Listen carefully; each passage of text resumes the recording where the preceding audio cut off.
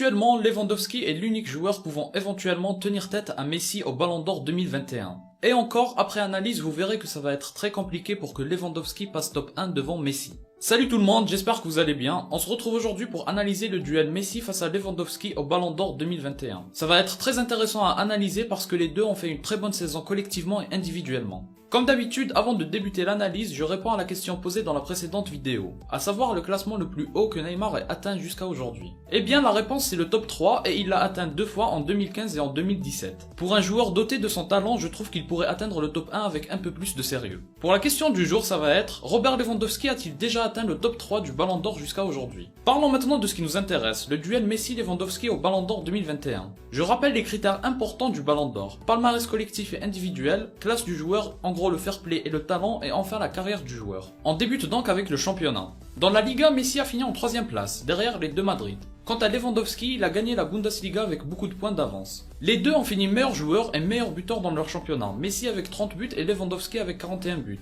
Il surpasse Messi avec 11 buts et au passage il bat un vieux record très impressionnant, celui du légendaire Gerd Müller. En termes de passes décisives, l'écart n'est pas aussi grand qu'on pourrait le croire, Messi en a mis 9 et Lewandowski en a mis 7. Donc mon bilan au niveau du championnat, ce n'est pas les deux passes décisives d'avance que Messi a qui vont faire la différence. Lewandowski l'emporte haut la main. On continue avec la Ligue des Champions. Lewandowski est allé un tour plus loin que Messi, mais les deux équipes ont été éliminées par le PSG. Malheureusement pour Lewandowski, il a été blessé pour le match retour et ça a beaucoup joué dans la disqualification de son équipe. Messi quant à lui a joué tout seul face au PSG et il les a même fait trembler en enclenchant la remontada avec un magnifique but au match retour. Dans le classement des buteurs, les deux sont à égalité avec 5 buts, mais Messi a l'avantage grâce à ses deux passes décisives. Pour le bilan de la LDC, je les mets à égalité, de toute façon pour les deux c'est un flop de s'arrêter si loin de la finale. On continue avec les coupes. Messi a remporté la Coupe d'Espagne et il a été très important pour son équipe en mettant 3 buts. Lewandowski de son côté a perdu au deuxième tour de la Coupe d'Allemagne et c'est un énorme échec à ce niveau-là. Messi de son côté a perdu la Supercoupe d'Espagne et il a reçu le premier carton rouge de sa carrière lors de ce match. Lewandowski a gagné la Supercoupe d'Allemagne qui se joue en 2020 et celle de 2021 arrive pour bientôt.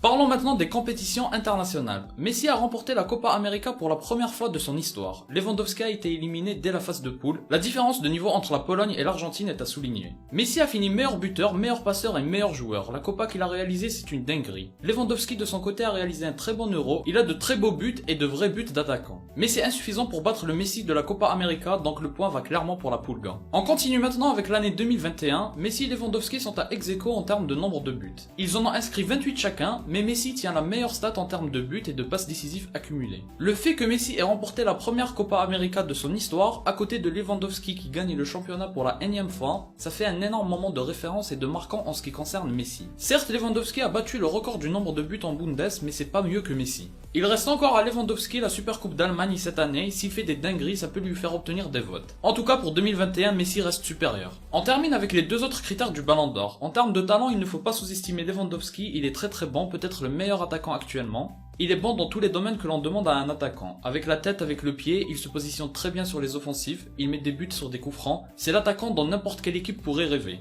Mais qui peut vraiment rivaliser en termes de talent avec Messi? Peu importe à quel point Lewandowski est bon, à côté de Messi c'est pas grand chose. C'est pas un hasard qu'il ait fini meilleur joueur de la Copa et de la Liga. Ça dit tout, j'ai pas vraiment besoin d'argumenter sur son talent et en termes de coups francs c'est le roi actuellement.